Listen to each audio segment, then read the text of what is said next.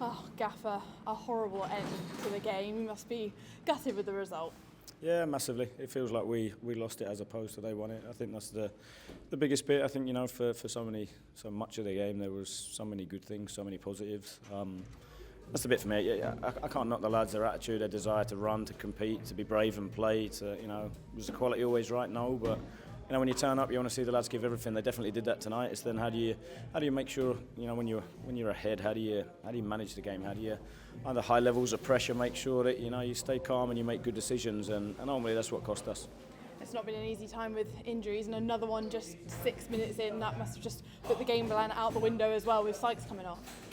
No, the game plan stayed the same. It was more just asking George to drop in and do it. So we didn't change the game plan and what we did, but yeah, I thought George did a terrific job of playing out of position, which again, I think, you know, you have to remember that tonight we've got a large chunk of players missing, which is, you know, we have to make sure that we get people back and keep them back if you want to compete.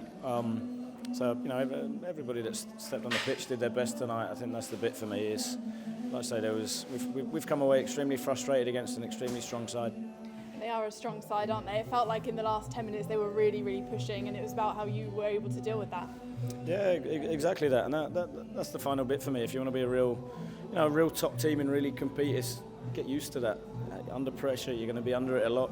How do you manage that? How do you cope with that? How do you stay calm and make, you know, sensible decisions? And yeah, you know, none of the lads deliberately made poor decisions tonight. I get that totally. I think that's the bit that we have to work on. We have to learn. We have to, you know, going forward, we have to get better at. And losing Rob Dickie as well. I mean, defensively, you're very light on numbers. Yeah.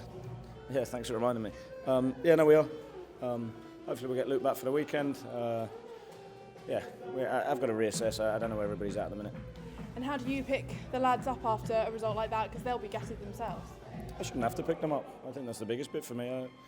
Of course, I'll do what's needed, but ultimately that should be the motivation there tonight for that to not happen again. For, you know, to not play so well and get ahead and be so close and not see it through. That for me, there's no picking the lads up. You know, you have to have that fire in your belly. You have to have that hunger, that drive to respond and bounce back. And we've done it before as a group, and we'll do it again.